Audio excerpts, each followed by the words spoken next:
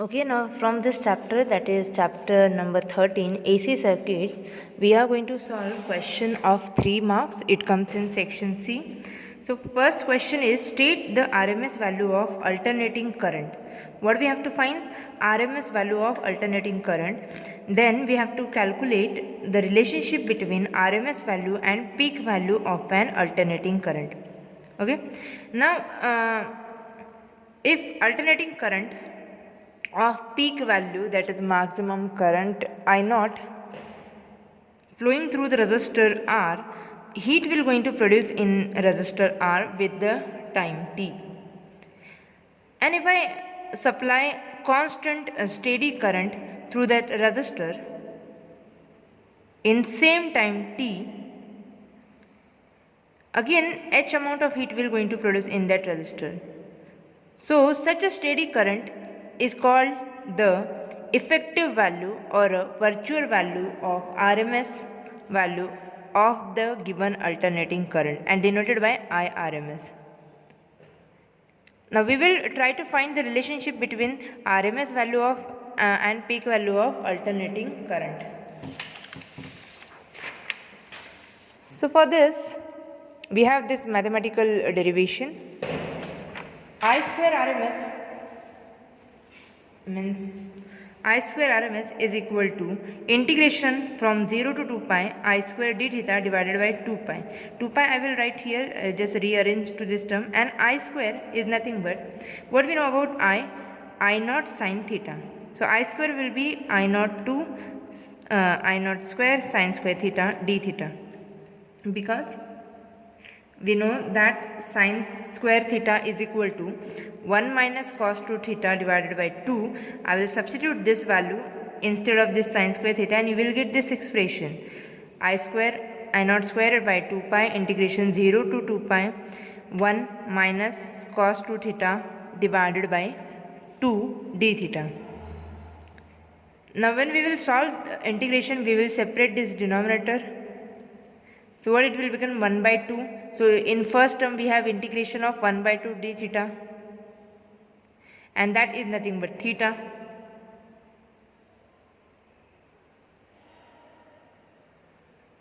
So here we can take 2 outside, so here it has been multiplied. So integration of d theta is theta.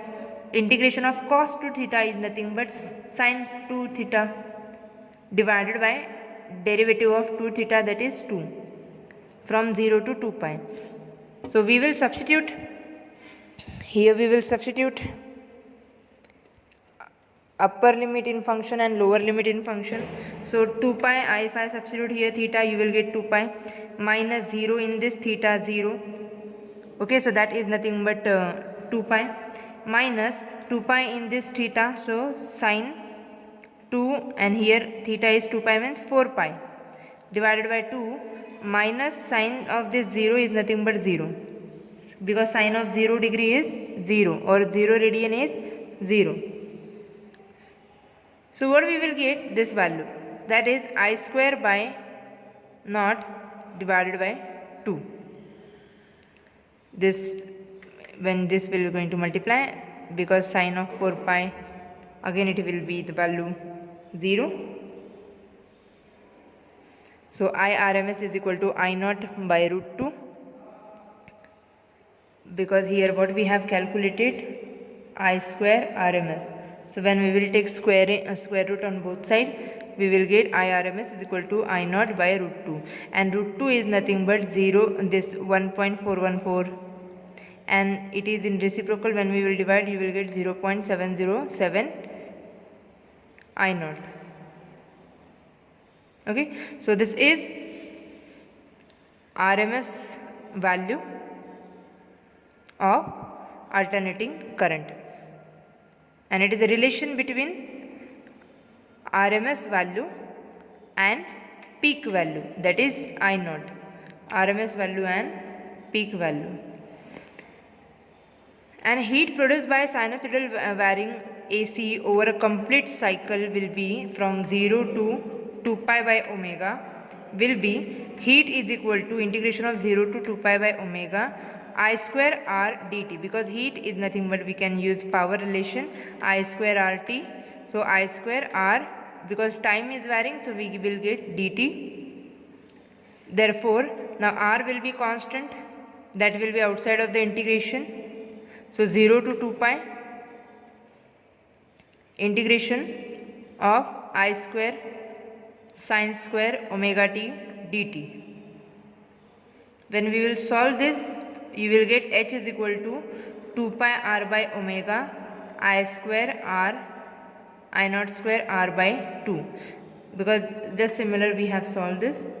Then it will be equal to r, because this is nothing but, this value is nothing but I naught square by 2 will be I RMS square, and this 2 pi by omega. The second question is, explain the inductive reactance, state units and dimension. So here we will have 2 marks for inductive reactance and half marks for unit and dimension. So what is inductive reactance? The total resistance or effective resistance offered by inductance in an circuit. Means due to inductor, whatever resistance will be offered, that is called as inductive reactance. Or we can say inductive reactance is defined as ratio of RMS voltage across the RMS voltage is nothing but EMF across the inductor to the RMS current passing through it, just like Ohm's relation, voltage upon current. So EMF upon current. So inductive reactance is denoted by XL. L stand for inductor, X stand for reactance, and it is equal to omega L. And omega is nothing but 2 pi f, and L will be as it is. So inductive reactance is denoted by also 2 pi f L. Now unit and dimension will be same as that of resistance. Okay, so here we have XL is ohm, unit is ohm, or this symbolic form ohm, and dimension is m L square T minus 3 A minus 2. And here we can find this inductive reactance is directly proportional to this L. Inductive reactance is directly proportional to F. So we can say as frequency increases, inductive reactance also increases. This is again another same type of question, capacitive reactance. Now this time we have capacitive reactance, again dimensions and unit will be same that for resistor. So effective resistance offered by the capacitor is called as capacitive reactance. Okay, resistance offered by the capacitor is called as capacitive reactance. It is denoted by XC. C stand for capacitor, X stand for capacitance, that reactance, which is nothing but 1 by omega C. Omega is nothing but 2 pi f, so 1 by 2 pi f C, where f is frequency of AC supply. So from here we can say capacitive reactance is inversely proportional to frequency. So the function of capacitive reactance is purely capacitive circuit, is based on purely capacitive circuit, is to limit amplitude of current. Okay, what is the main function? To limit amplitude of current. Now capacitive reactance of a capacitor is defined as ratio of RMS voltage across the capacitor, okay, to the corresponding RMS current. Now next question is numerical based question. What is inductive reactance? Just now we got to know inductive reactance XL is omega L or 2 pi f L. Inductive reactance of a coil of inductance 10 millihenry at a frequency. So they have given 3 frequency, 50 Hz, 1000 Hz and 20 kilohertz. Okay. At this 3 frequency we have to find what is inductive reactance. Inductive reactance denoted by omega L. Value of inductance is given 10 millihenry, that is 10 into milli stand for 10 to the power minus 3. So here plus 1 and here minus 3, so you can write minus 2 Henry. So at 50 Hertz, frequency is what? 50 Hertz. Omega 1 will be 2 pi f, 2 into pi into 50, or directly you can write XL1. Why L1? Because they have given 3 frequencies. So capacitive reactance of first will be given by 2 pi 50 into 10 to the power minus 2 means 2 pi frequency 50 and L is 10 to the power minus 2, just we have solved in given. So you will get XL is equals to 3.142, and similarly I have calculated for F2 and F3. Okay, this is our second last question. Again it is numerical. An alternating EMF of 230 volt. So here they have given 230 volts means this is the maximum value of EMF, E naught you can say, or E RMS. So these are the RMS values, and 50 hertz, that is frequency, is connected across pure ohmic resistance of 50 ohm means resistance, value of resistor is given, that is 50 ohm. What we have to find? First, the current. Second, equation for instantaneous values of current and voltage. So here we have to find equation for current and voltage. So first of all we will find the current. Current is nothing but what? EMF upon resistance. So that is EMF is given 230 divided by resistance is 50 ohm. That will leads 4.6 ampere. Now second part we are going to solve, that is instantaneous, equation for that instantaneous. So instantaneous, I is I naught sine omega t, and voltage for instantaneous voltage E is equals to E naught sine omega t.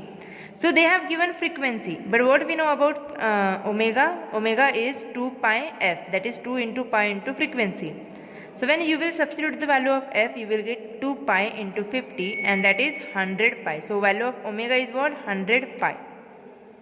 So I is equal to I naught sine omega t. I naught is that peak value. Okay. So what we can do?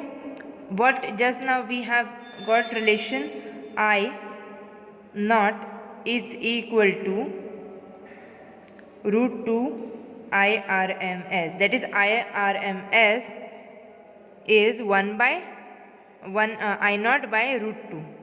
So here we will substitute this I naught, then sine omega just now we have calculated 100 pi into t. So root 2 we know that 1.414, IRMS just now we have calculated 4.6, and sine 100 pi t. When we will multiply this number, you will get I is equal to 6.504 sine 100 pi t. Similarly, the third one, that is instantaneous values of voltage. So again E naught, that is root 2 times ERMS, sine 2 pi ft, that is 100 pi t, root 2 and 230, you will get 325.2 sine 100 pi t. So this is what instantaneous values of current and voltage. Now here it's our last question. Question number 6. A radio can tune over the frequency range of portion of MW broadcast band, okay, 800 kilohertz to 1200 kilohertz. So two frequencies is given. We can say this is a frequency 1 and this is frequency 2. If it's LC circuit, so most of the radio are worked on LC circuit, has an effective inductance. So value of inductance is given, that is L is given 200 mH. What must be the range of variable condenser? That is nothing but capacitor. Okay, so we will, F1 is given 800 kilohertz, that is 800 into K stand for 10 to the power 3 hertz. Similarly F2 1200 kilohertz, again converted into, you will get this L, that is value of inductance is given 200 millihenry. So milli is 10 to the power minus 3 Henry. C1 and C2 we have to find. Why this C1 and C2? Because we have given two different frequencies, range they have given. Okay, so what do we know about frequency? Frequency is nothing but, it's just like what we know about omega. Okay, what is omega? 1 by root LC.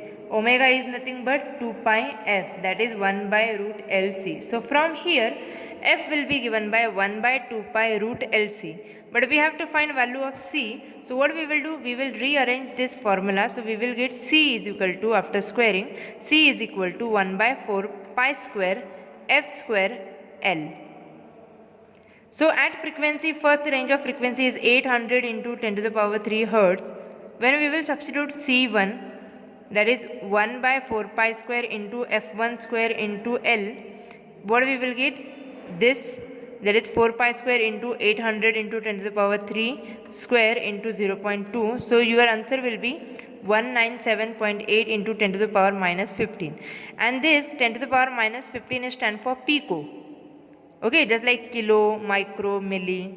So it stands for pico. That is nothing but 197.8 picofarad. And similarly for C2, when we will do that substitution, you will get approximately 88 picofarad. So what is the range? Here I don't have space. So I can say range of its variable condenser will be 88 to 198, what we can write, 88 picofarad to 198 picofarad. So this is the range of that condenser.